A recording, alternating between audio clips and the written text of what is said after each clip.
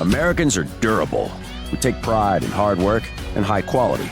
American Giant makes durable, quality clothing right here in the USA, because what we wear reflects who we are.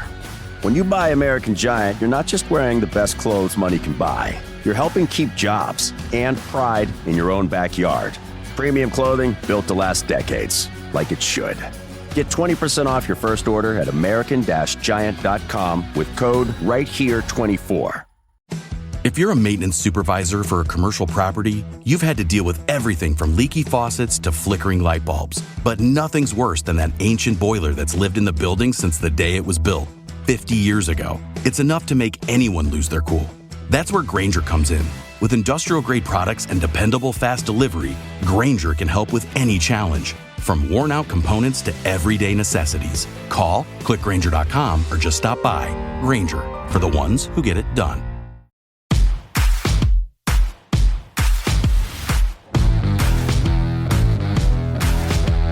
Welcome to the Dogs Podcast with your hosts, Blake Reneker, Justin Charles, and Josh All. I'm glad to be here. Okay. You know, I appreciate the fans. It made a difference for me. And I tell people all the time, you know, like playing football is like having a job. Your Mondays is our Sundays. We don't always feel like going to work, you know, but we do because we have to. And it's the same in football. So sometimes, you know, you go down, you ain't feeling it, you know. You're trying to get in the right mode, so you do the things you do prior to the game. And when you walk out, the thing that really plugs you up is the fans. When they see you, they just get electric. And the first feeling you get is that, you know, any one of those could play today, they would. I get to play. So I'm going after it. That's pretty awesome, and I want to keep that. Yes, so I'm just going to say, what's up, Browns fans? Welcome to this special episode of the Dogs Podcast. Josh and Justin with you guys. We've got a very special guest. We are at Shenanigans Bar and Grill in Dover, Ohio, with the Tuscarawas County Browns backers, and we've got Greg Pruitt sitting at the table with us, former Browns running back. And I can go through the list of stats and accolades and everything for everybody who may not be familiar. And if any of these are off, if you leave some out, you make sure you correct me. All right. Yeah, so we've got 9 seasons with the Browns, 3 with the Raiders, 5,672 career rushing yards, 3,069 career receiving yards, 4,521 career return yards, 13,262 all-purpose career yards. Insane. 47 total career touchdowns. He's a 5-time Pro Bowler, 4 of those with the Browns. Super Bowl 18 champion with the Raiders. Might need to talk about that a little bit. 5th all-time leading rusher in Cleveland Browns history with 5,495 yards, 4.7 career yards per carry average. And that 5 being 5th all time was just knocked off by Nick Chubb. Yes, it was. We'll talk about him too. You're also 10th all time in rushing yards for Oklahoma in college, and 7th all time in all-purpose yards. So, wow. What did I leave off the list? Anything? No. That is quite the resume. Quite the resume. But the one thing I like to say about that stat is I don't have enough touchdowns. And as an explanation for that is that we had a philosophy when we got in the red zone or we got in field goal range, we had what we call big backfield. So if I ran a long run, I got tackled on the 2, some other guy was going to come in and get my touchdown. So that happened a lot. What's that like as a running back? Because we see that all the time, you know, and obviously there's a lot of fantasy football being played, and you've got, you know, Bijan Robinson rushes for a 40-yard and he gets tackled at the 1, then they bring in Tyler Algier and he punches in. It's like, oh, man. Right. How is that as a running back when you get all the way down there and somebody else takes the score? Well, you don't understand the system, so it's just trying to make you work harder to get a touchdown and not get tackled on the 1. That's pretty fair. So I guess we'll just bounce back before we dive into any of this stuff. I want to go back to what you were saying before we officially started about Browns fans and, you know, how they help you get up for the game and stuff like that. Yeah. You know, over your career just in Cleveland, then your time after you were done playing football, being around the fan base and the organization, what can you say about Browns fans What's your opinion of Browns fans in comparison to like other fans of other fan bases? I think they're the greatest. Yeah, I think so, and they make a difference. Teams are guys that I played with that played on other teams that came here hated to come here because of the fans. We had a dog pound, and even for us as players, sometimes if you had a bad play in a game and you came out in pregame, some guy, like, you better not drop another one today, because, these guys is paying attention to everything. And they still do. They still do. Maybe even more than we should. Back to what you were saying, too, about the fans. So we're kind of younger guys, and my only experiences as a Browns fan have been in the new stadium, Huntington Bank on the Lake.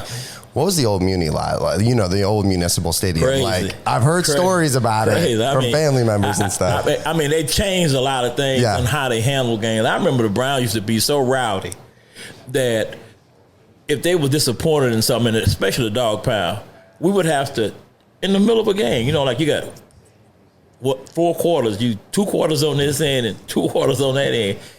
If they didn't like something, they would throw bottles and whatever. And I remember, I think it was the Houston Oilers we played, that they had to just change the ends. They couldn't control them.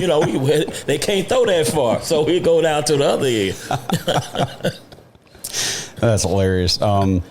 So some of the questions we had here, just surrounding the current team and just the game in general. But one question, our other co-host who couldn't make it today, Blake, he had a good question. He said, do you see the importance of the running back position coming back into the NFL currently with the teams now? A lot of defenses are playing a lot more too high safety, and it's forcing teams to do more dink and dunk. And I kind of feel like there's been a resurgence in the running back position. But what do you think? Yeah, well, I hope so. I see it a little bit, and I just think for us, the situation that we're in now presently is because they don't really make a commitment to the run. And you mean the Browns? The Browns. And on a professional level, the one thing you do not want to have to be faced with is the defense knowing what you're going to do.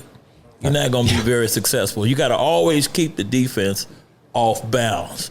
And even when you do that, it's still hard. But definitely when you put yourself in situations where it's 3rd and long and you got to pass, it's kind of tough to get the yardage. So you got to be successful on first down. It's got to be kind of like a one-way street. You can't take steps back. For us, the biggest problem that I see, we've been kind of unlucky, but it's luck that we've created ourselves, and that when we make big plays, we also make a mistake at the same time. Yeah. And then the big play is just wiped off the slates. And there's always going to be a play in every game that's going to dictate the outcome. And so far, that play has not fared well for us. It's been a play that we made a mistake that has dictated the outcome of the game. Yeah, for sure. I feel like ever since starting last season after Nick Chubb went down in week 2, it just felt like we were unable, we've been still now to today, unable to really establish the run. Right. We saw, and Jerome Ford's a nice running back and everything, but we see a lot of, when he gets hit at the line, it's kind of, that's it. You get like a 1 or 2 yard gain, or maybe even no gain whatsoever.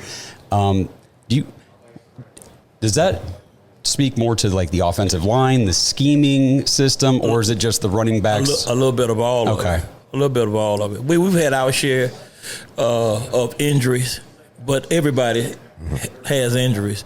We've not coped with it as well as other teams have, and it kind of checks your depth on your team. I got my chance, my first chance in college to play as a result of an injury. Because the guy in front of me was pretty good, and if he didn't get hurt, I probably would not have played. And so all this never would have happened. So sometimes the good in injuries is the guy that's really as good as the guy in front of him gets an opportunity that he otherwise wouldn't get. But there's a chemistry. Great teams have great chemistry. And chemistry for me is, I played with a guy, I played with linemen long enough to know that every time a play is called, there's a point of attack, there's a key block, and if that block is that guy and that's his block that he can make, tempo that changes that you can really hit the play and not worry about anything else, because if you can hit the play, it's a big play. But if it's a play where that's not really one of his best blocks, now you got to be a little more cautious. And I don't see that in the backs today, except Chubb has that vision. And I kind of see, speaking on Chubb, I kind of see him getting back to normal. It's going to take a minute. I know I had the same injury, so I had to come back from ACL. So what you have to go through to get back to the game is the biggest fear. I don't want to get hurt and have to go through that again. So you become kind of cautious, but then your natural instinct takes over in a football game. And then somewhere you realize you didn't favor your knee. You did what you normally do, and it held up. And that's where he's almost at. And you can see him sometimes. Physically, he's not quite all the way there. But mentally, he is using that leg. He's trying to use that leg. And eventually, it'll all happen. Yeah, we talk all the time too about like just the mental side of coming back from injuries. Like this isn't a Madden video game where as soon as your player's not injured anymore, you just put him in, give him the same workload, no problem. Right. You know, like you said, it's the concern, the worry. Like, hey, is my knee okay? Even if it is, like, I totally understand this. I'm glad you brought that up. But the seconds you that thought about your knee is a second away from where your concentration should be. And I was going to ask you if you've been seeing with Nick, like progression wise, and I feel like especially the last two games, like you're seeing some moves, some cuts where it's okay. Right, he's always there. But for any back, you got to at least get in the line of scrimmage. Yep. And so we've struggled on the offense to give in the line of scrimmage, and we haven't been consistent enough. We have what we call the RPO, but in order for RPO to work, you got to be great at passing and you got to be great at running so that it gets the attention of the defense. Yeah, the RPO doesn't really work if there's no R. No, that's right. That's fair. that's a good way of saying it. I guess so. If we're going to stay on the current team, you know, expectations going into this year were. I mean, I don't know how you felt, but I was to the moon. You know, well, when you look at your 11 best players versus their 11 best players, we stand up to everybody. Yeah. But you got to go out and you got to execute. You got to perform that way too. So I guess what I would ask is, do you think that this is a coaching thing? Because it's pretty much the same roster, if not maybe even a better roster. So do you ain't gonna get me in trouble? No, that's why I put that. That's why I put that out there. But I guess is it just like a perfect storm of problems going on? Is it just a little bit of everything? Do you think? I'm old school, right? And to me, football is you flip a coin, you choose if you want to receive it this half or next half. And you go out and you start the game. It's 1st and 10, 4 downs to get 10 yards. And if you do, you get awarded another 4 down. And if you do it enough, you'll find yourself in the end zone. Or if you make a big play, it didn't take 4 plays. It took whatever number of plays to get there. So that's the good side. That's the good part of it. If you come up short and it's 3rd and long or 3rd and whatever, and you can't get that 1st down, old school is you punt the ball. For me, this is where I get off. I disagree with the Browns. The Browns, to me, use a great defense the wrong way. If you got a great defense, you punt the ball, you put as much real estate between the goal line and that offense to give your defense more than one time to turn the ball over or to stop you and force you back. I don't know if it was the first game, the Dallas game. In the Dallas game, we struggle 3 and out. Now, when I say great defense when they're not tired. Right. If the offense goes in and 3 and out, then the defense gets tired, and then we got a different kind of ball game. But in the Dallas game, we decided the solution to the problem was we couldn't get it in 4 down. 3 down. We'll try 4 downs. And so this analytics I hate it. It's fair. It's fair. I hate it. I hate it. Everybody said, "Oh, it was analytics." I said, "Well, I didn't see analytics out there. Is he tackling somebody? He throwing the ball? I don't know. You should be punting the ball." But we decided on 4th and long, wherever it was, which is another problem I got. Then we didn't make it. Right. The one thing Dallas did well in the game that they beat us, they got a good field goal kicker. And so we were giving them points because they only had to get back 1 first down or 9 yards. Right. The guy kicked 4 field goals. One was 70 yards, and it was no good because they took too long. Right. They snapped the ball. So, and then the special team, they do a punt return for a touchdown, and that was the ball game. Offensively, we didn't do anything to stay in that game. That was a game. Defensively, defensively we played well enough to win that game. Yep, just on the field the entire game. Yes. Yeah, we've been saying that a lot this season too. I mean, the defense hasn't been lights out, elite at home the way it was last year, and a lot of that is missed opportunities on the takeaways. We've had so many interceptions in the hands of players, and I think we have 1 on the entire season so far. Yeah. So we need to fix that. But I think you're onto something with the Browns not using this strong defense the correct way. Correct way. Yeah, I like that. That's fair. This episode is sponsored by Manly Bands. Dog Pack, it's hard to believe, but the holiday season is here. Ladies, treat your men, and men, how about treating yourselves? Manly Bands is having an early Black Friday sale, 30% off site-wide, plus you get an additional 25% off when you use promo code DAWGS, DAWGS, when you check out. But don't wait, this sale will be ending soon. Guys, if you're getting married soon, you need a wedding band, or if you've been thinking about replacing or getting a second wedding band, Manly Bands is the best place to find bands made for men. Now, they've got your standard gold and white gold bands, but guys, they have some very unique materials and collections to choose from. Tungsten, tantalum, titanium, carbon fiber, even materials like meteorite, antler, and dinosaur bone. Yes, the bands are actually made from dinosaur fossils. They have rings made from Jack Daniel's whiskey barrels. They have a Fender guitar collection, a DC Comics collection, Lord of the Rings. There is so much to see. You just have to go to manlybands.com and use promo code DAWGS for 25% off your order. Manly Bands will send you a free ring size guide if you're unsure of which size you need, and every Manly Band comes shipped with a free silicone band so you can swap it out whenever you're working or playing hard. But don't wait, the early Black Friday sale won't last long. Get 30% off site-wide right now, plus an additional 25% off with code DAWGS, DAWGS at manlybands.com. So I'll take you back, man. I'm gonna go old school, and I guess what I wanted to ask you about is just what was it like being on that Cardiac Kids, season in '80, and because that's when you talk to old school Browns fans like my mom, diehards. Yeah.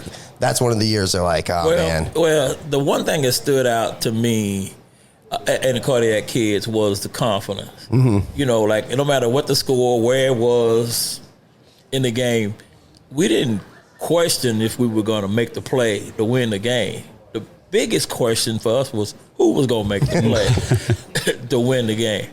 I remember, I'm trying to think who we were playing. I forget the team we were playing, but it may have been Tampa. And they had us down. And we ran what we call a 70 dig, which is the back coming out of the backfield running a post route. A flag route. And so I ran a flag route, and he threw the ball, and we both went up, and the guy knocked the ball down, and he gets up. It ain't gonna be none of that Cardiac Kid blank today. And he pointed me in my face. I said, "You can't talk without you putting your finger in my face." Yeah. What you gonna? So I hit his finger, he hit mine, and we go into it. We both get thrown out of the game. The guy behind him was a rookie. The next play, Reggie ran a flag foul, and we beat him. So now, the team. So now I'm going to get fined. I know that. So I go to Retigliano and tell him, say, "Coach," I said, I really expect the Browns to pick up that fine they're going to give me for being thrown. He said, "What do you mean?" I said, "Well, Coach, I don't go to sleep in meetings. I knew the depth chart. I knew the guy the next guy up was a rookie. So the only way we can get to the rookies, I had to get him out of the game. And he thought about it. He said, man, that's a great story. He said, what, you got to pay your own fine. Do you remember what the fine cost back then? Do you remember how? I don't know. Yeah. Oh, my gosh. Yeah. Right. That's crazy compared to what they They got it now. Yeah. To pay it. Like $11,000, $12,000 for some of this stuff. Yeah. It's like, really? Yeah. Yep. Another thing I wanted to talk to you about is you're kind of synonymous with like the tearaway jersey. Yeah. You know, that's your thing, man. How'd that all start in Oklahoma? Was that your idea? No. Okay. Coach Switzer. Okay. Coach Switzer created the tearaway. I had a T-shirt under it that had "Hello, Goodbye," and I remember we were playing USC. USC was number one. They were ranked number one in the nation, and they were number one in defense and number one in offense. I don't know where we was ranked. We were up there pretty high, but not as high as them. So I got a call. Somebody told me that Coach Switzer wanted to see me. They're in the middle of the week, you know. So I'm saying, what did I do? You know, the first thing I said, I don't know. I can't remember. Because if I could, I would be practicing on an excuse for why I did what I did. So I go in his office, and he picks up this T-shirt that says "Hello" on one side and "Hello" on the back. I say, "What's that?" He said, "I had this jersey made for you." I said, "Yeah, well, that's great. I like it." He said, "Put it on. Wear it to class." I said, "Put it on and wear it to class." He said, "Yeah, put it on. Wear it to class." So I put it on. I don't even get to campus corner. I have to go to campus corner to get to my next class. One of the remote TV station buses stopped me. I'm right on the corner. And then he knows me. He put a mic in front of me. I'm talking. So he said, "What's the shirt about?" So I tell him, I said, "Well, it is what it is. It speaks for itself." You know, I ain't had it 15 minutes. He said, "Okay." So we talked a little bit, and then I went on to my class. So when I got to practice, Coach called everybody up, and he had another T-shirt, and he showed the team. He said, "I just gave this Pruitt earlier today." He says, "Hello" in the front and "Goodbye" in the back. He said, "In California, it's probably about 3 hours earlier than us. They should be just about getting word of this shirt. So Pruitt, it better be hello, goodbye, because I know they pissed at you right now." But we beat them. I rushed for like 214 on them. That really put me on the map. Yeah. I saw something that you had to go through like maybe 4 or 5 jerseys a game sometimes. It became a problem for me because I thought it was unfair that rather than me having to leave the field, that they should throw an unsportsmanlike conduct for ripping to the player. Because I remember walking to play the Dallas Cowboys coming to the field, and I'm walking down, and we come to the field together, and Bob Hayes walks up to me and say, "Hey, Pruitt, is that a tearaway?" And I guess it is. I didn't have me made it to the field. Like I didn't tore my jersey off. So I hated it. It was kind of like my style of running was you couldn't get a tackle on me. Right. You reached and grabbed, and they thought that if that's all you could grab, that would be an advantage to me. But quickly they catch on that it's a tearaway. And other than tearing it on purpose to get me off the field, they tried to wrap me, which in a way made an advantage because I would never let a guy square up on me. Right. Yeah. Yep. That's a funny story too. I'm just comparing in my head like your stories of back in the day football, and I'm just thinking about today's current version of the NFL. I feel like you guys' stories are more what football should embody. That like tough grittiness and from your perspective, how has the game really changed from when you played to now? I mean, I hate to. I guess I don't hate to. I'll use the word soft sometimes. Well, I'm gonna say I don't. It appears that they're softer than when I play. I would think that one of the reasons is that the money being made today, every player has an agent. That agent gets a percentage of what he negotiated for that player to play. If his player get hurt, it affects what he makes. So a lot of time, the player may want to play, but his advice from his agent is don't play. So a lot of them listen to that. I had not really thought of that aspect of it. Yeah. Yeah, I guess just if we're going to talk about that a little bit, how do you feel, and don't get in trouble here, how do you feel about like the not practicing, Like we talked about that with Felix, yeah. And like leading up to training camp, we went, why the hell aren't we practicing? You know what I mean? Or why aren't we playing in any games? And then the product week one was not good. When I went to Oklahoma, we had 3-a-days. That's what he said too. Yeah. And we were we was on the field so much that you didn't pull your uniform off during that time. You pull your shoulder pads off, but you never pull your pants off because you didn't have enough time. By the time you got it off, it was time to go back to practice. Yep. So I would say that I don't agree with, practice makes perfect. That ain't never changed. Right. Yeah, that's why Felix was talking about specifically tackling, because we were talking about the defense and the missed tackles. He said, if you don't tackle in practice, you're not going to tackle well in the games. Yeah. Well, it's, again, you're trying to develop chemistry. And chemistry is, I played with guys like Cleo Miller I played with, Mike Pruitt I played with. And, we run in a two-back backfield, and the guys will lead me a lot of the times in the holes, and I got to trust their vision as well as mine. Sometimes I can't stay with their vision. I got to go a different place. But that's all in repetition. When a quarterback falls back and he throws so many passes to a receiver that every situation he's practiced. If the guy's to his outside, the guy's to his inside, there's a guy all over him. And that receiver knows, based on where that defensive back is, where that quarterback is going to throw the football. And a lot of times they can be covered, and the quarterback can throw them out of the coverage. Right. Yep. Very good. Yeah. So again, like Justin said, I don't want to get you in trouble, but I'm just trying to pick your brain here about the team in the game. We're always trying to learn as much. We obviously never played at the NFL level or anything. So, but just from your point of view, the Browns offense this whole season looks awful. I mean, it looks. Well, let me ask you a question. Okay. Yes, please. I want to ask you a question because I don't know if it's just me. Okay. No, when I watch the Browns on TV, when that game goes off, I watch another game. Yeah. I think I know where you're going. And I kind of see, I'm saying, oh, man, that was a great offensive play. I never said that in the game against the Browns. And to me, they're not creative enough. They don't use guys to their strengths, to me. And maybe that's because I don't know the personnel-wise and what guy can and can't do. That's a version that is for a fan not to see that you can make a quick decision, and maybe some of those points might change your opinion. But just from my experience, and I don't see them making the right decisions a lot of time. I don't see them really making a commitment to the run. No. Yeah. And I understand, if Nick Chubb say he's all right and ready to come back, then it's ready for us to get back into the capital R PO. Right.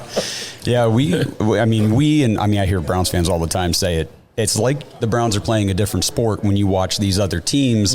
And, I know like Kevin gets criticized a lot by fans for some of his decision making and play calling and, different situations in the game. But if you watch any NFL game, coaches are making calls that are questionable all the time. Sometimes they work, sometimes they don't.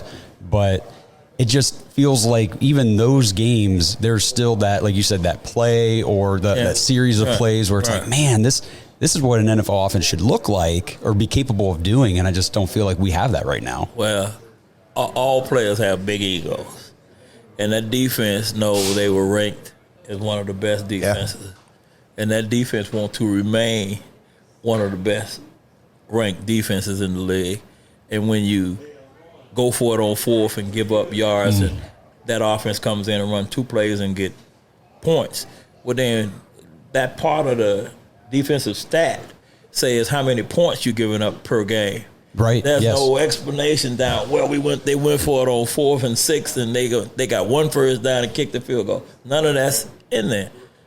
All this in there is just a ranking at the bottom. No explanation. It's just where you rank that. It was like the Bears game last year. I keep saying all the time, like the defense only gave up 3 points in that game. Flacco threw a pick 6, and he threw another pick that got taken down like the 2. Well, that's not on the defense. I mean, we basically, the offense handed it to him. So that's 14 on the offense. And that's what you just said is happening a lot for the defense. Our offense is handling the games to folks with the mistakes that they consistently make. And Yeah. You can't have it. Can't have it. What's with the pre-snap penalties? The illegal shifts, the illegal formations and motions. I don't know who knows. He knows the snap for anybody watch it on TV or anybody in the game knows. He knows what the snap is on. So that's, I don't know. The guy in front of him makes him nervous, or the guy in front of him is trying to get a jump on him. He sees that. He's trying to cut that off, and he gets anxious. But, they need to talk. And last year, I thought we did better at home because you can communicate at home because you didn't got to deal with all the noise. And on the road, it becomes more difficult. And if you don't have that chemistry, in other words, I can look at you and read your body language and see what you're going to do. Despite the noise, I don't need to hear it. I just need to see it to be able to execute it. This episode is brought to you by Baden Sports. Browns fans, Baden Sports is your one-stop shop for all your athletic gear. Baden started out perfecting and manufacturing the best balls in the business. Yeah, if that sounded dirty, that's more about your mind than my words. But hey, it's true. Baseballs, softballs, footballs, basketballs, volleyballs, soccer balls, you name it, and Baden has engineered the highest standard sports balls available. And now they offer more than just sports balls. If you got kids playing baseball or softball, Baden has batting gloves and bats to go along with both game balls and training balls. If you're into basketball, Baden makes basketball specifically for indoor or outdoor use. Heck, Baden even has all the equipment you need for pickleball, which is one sport that I hear everyone is playing and yet I still never have. And I need to fix that soon. But don't miss the backyard games section of Baden's website where you can order everything you need for this upcoming outdoor season. Pool balls, backyard volleyball nets, croquet, bocce, horseshoes, cornhole, and more. Right now, you can get 10% off your entire order at Baden Sports, BADEN sports.com/dogs, DAWGS, and use promo code DOGS when you check out. That's 10% off all the top quality sporting gear you need this season. BadenSports.com/dogs. You got anything else you want to? I'll lend it positively. All right. Well, nothing. No more. It's all positive. No more get you in trouble questions. For you, what's your favorite memory just with the Browns organization? Just even up until today. Is there anything that stands out that as far as with the fans or just the organization in general, or that a play? Well, like I say, I think they're the greatest fans. And my proof is I played here for a long time. I did play with another team. Actually played in the Super Bowl. But it's a difference in the Browns fans and being everywhere else. And they're very knowledgeable. They're really. I was really surprised. Not just the men. The women. We've got some passionate women fan or female fans. Yes, are very knowledgeable. And so I appreciate that. I'll tell you this last story and how passionate I'm trying to remember what year, but we didn't win very many games. Forrest Gregg was the head coach, and I think we had won 3 games up until that point. Almost kind of like a year like that in the middle of we only won 3 games.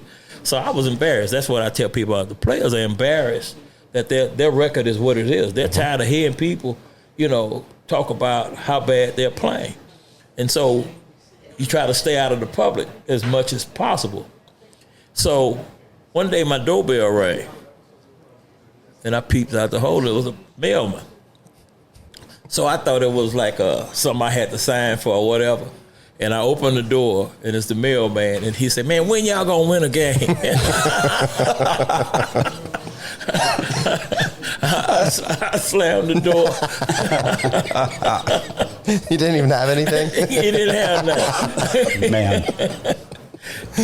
That's funny. So, actually, okay, so that brought up a couple other things I did want to ask you about. So you said they're embarrassed, so they try to stay out of the public as much as possible. Yeah.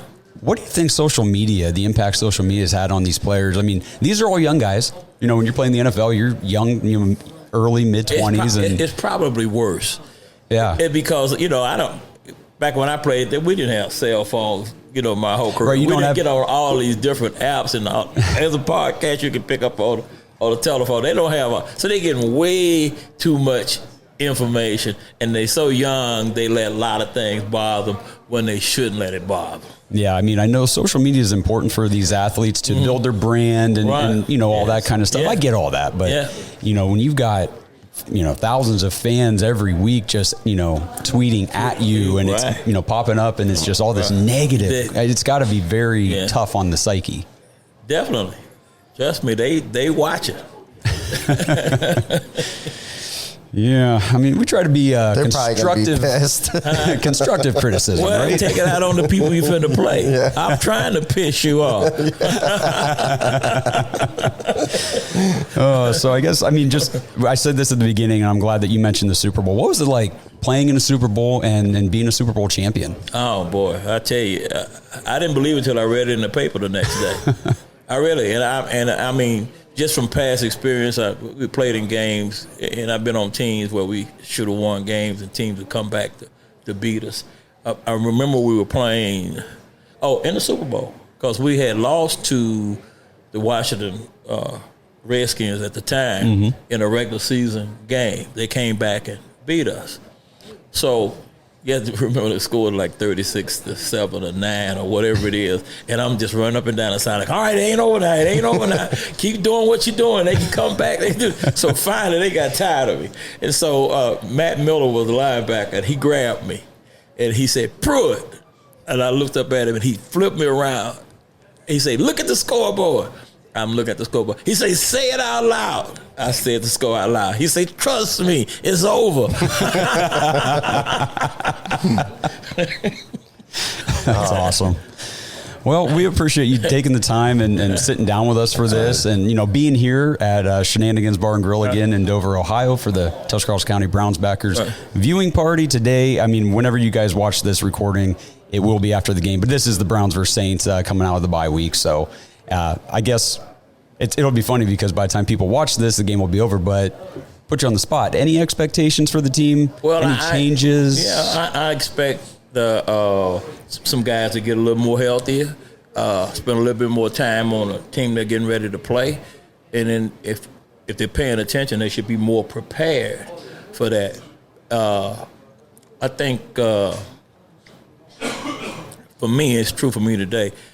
We learn about other teams by watching film, and we rely on a visual of what we see. So when you're watching a play or you watching something happen and the coach is telling you, see, you should be here or you should be there, you too for this or you shouldn't do that, you get that visual, and then you start, like today, if somebody showed me something, I got it. If you tell me, I may or may not get it.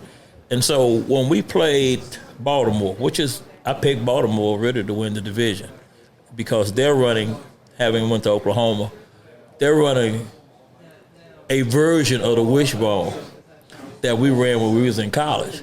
And so it's just a matter of an option. It's just the quarterback is sitting there and he's putting it in the fullback. If it's a hole that he leaves it. If it ain't, he goes to the next guy. And if it's they stop him, he flips the ball. And so it was basically, 9.4 yards a carry. It's kind of unstoppable. And I see that with Henry and Jackson for the Ravens. And as they develop that chemistry, those are two guys you do not want to get a line of scrimmage to. Right. They make big things happen. Oh, for sure. So I think the Browns got to forget what happened. Hopefully they've done that this past week and took the extra time to do some extra things and try to come out with a win. Don't beat yourself. If they can just do that, if they don't beat themselves, they can beat anybody. Oh, yeah. So Really, they've never got blown out or whatever. They beat themselves. Yeah. They're in every game. Even I don't think there's been one game where it's been like completely like a huge blowout where it's like, man, we were never close to being in this But if thing. it was close to a blowout, it's because they made more mistakes than they normally make, not less. They're not physically just losing the battle. Mentally is where they're losing the game. Yeah, we were up at the Chargers game, and we did the podcast the day after. And looking back at the game, the defense gave up 2 big plays. Well, 3, I guess. Yep. 2 big scores, and then there was like another big play in the middle there somewhere. And but other than that, but that's the big play came as a mental breakdown. Yeah. But you can kind of almost link to the regular guy wasn't there. This was a backup guy. And you got Denzel in the front. So Denzel is used to the guy behind him. Again, that chemistry he thought was there wasn't there. He let his guy go. Well, he knows better. He ain't He didn't make a mistake. He do who used to be there and what he's supposed to do. And the guy wasn't there. And they picked up on that, and they burned him once, and they said, let's try again and see if they got it. If they didn't have it, they got him again. That's right. I'm sure, like, the chemistry thing makes me think about the offensive line. I know, like, we won't have to comment on it, but I just, Jed Wills has taken some heat here in the last week or so with his business decision comment about not playing against the Ravens and all that. Now today he's out against the Saints with that knee injury and all that kind of stuff. So, swapping out tackles like that, first of all, how do you feel like DeJuan Jones has held up switching over to the left side, and how does that chemistry situation? It'll take a minute. Yeah. For some people, it'll take longer. But when you haven't played that position and you got a guy over there that really good, then he's going to capitalize on it. The guy rushing the offensive tackle knows right away if he's going to have a long day or this guy's susceptible to some kind of move. Again, the injuries have hurt us. We've had to switch guys around. Like I say, sometimes you discover a guy, but at the same time, that guy may not be as good as he's going to be. And so and that's a price you pay in that game, because if he plays really bad and he's slow about catching up on what needs to be done, then that's a game you blown. I mean, does it help a young guy like DeJuan Jones having what we think is probably a future Hall of Famer in Joel Bitonio right next to him, like a seasoned veteran who, like, I'm pretty confident this guy is going to handle his assignment and do what he needs to do? He can talk to him, but again, the assignment is on him. You know, he can't. He can just advise him, try to keep him calm, let him know, like, if we're going to switch on. A lot of things happen on the offensive line. No matter where, it ain't just block that guy. And I can also see sometimes that the backs in the backfield is not giving the support, that lineman sometimes depends on. When I played, Deacon was on the left side, and Deacon got a lot of the big-time guys rushing. And what we always said, I always tell him, say, Dick, don't worry about your outside. Just worry about your inside. And that makes a big difference when the lineman don't have to worry about being beat from the outside. He can beat that guy to the inside. That's interesting because, it makes me think about Nick Chubb, and not that he's the most vocal person in the world, but, if watching the difference between him rushing before the injury and everything, and even now that he's back and it's starting to come back to form, it's like, man, he is a special runner because he can make up for deficiencies in the scheme or the blocking or whatever. Maybe a guy misses something, but he makes a guy miss. And well, see, the other thing too, his threat as a runner, and if you're a defensive guy, and here's a guy that could take it to the house on any play. You don't just say to ignore him and go get the passer, no matter what, because, and again, play calling, they got to be paying attention to that. If that guy's disregarding the fact that Nick Chubb is in the backfield, then you have to create a play to make that guy pay.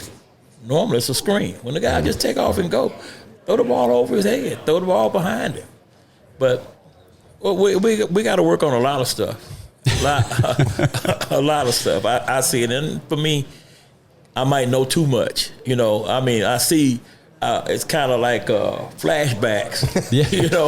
On certain plays, and my vision goes straight to the running backs. And sometimes the linemen do make a block, and the back misses.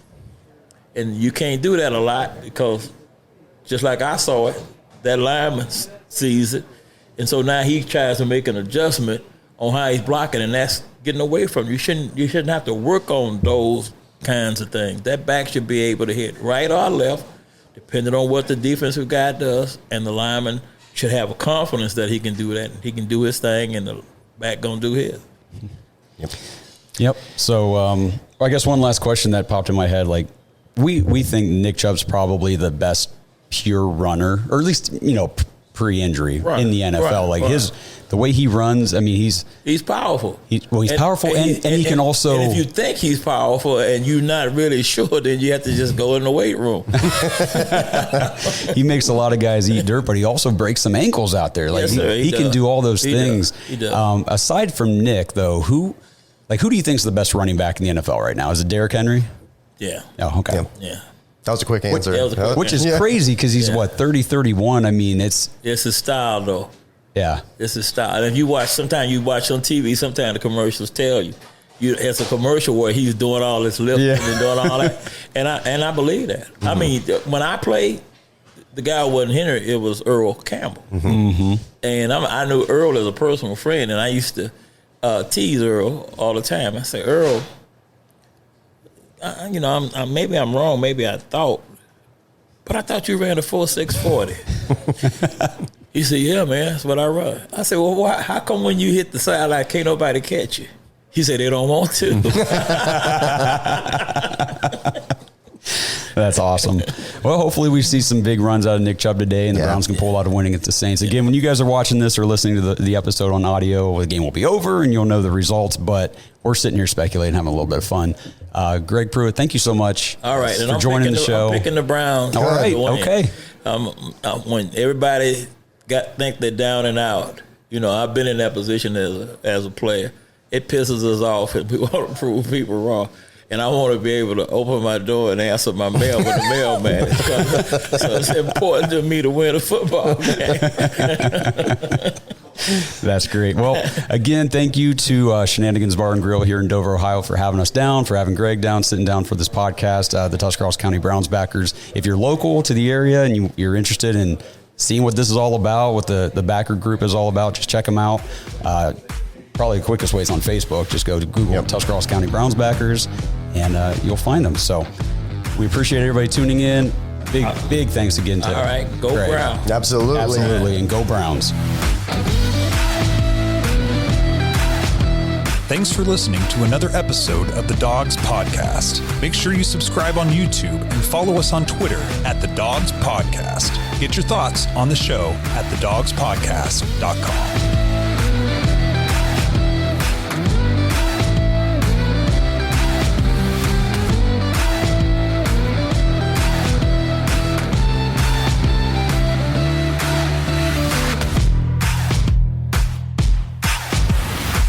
This episode is brought to you by Danger Coffee. Browns fans, we talk about how Danger Coffee is made free from mold toxins that are in 45% of the world's coffee, but that's not all that Danger Coffee has to offer.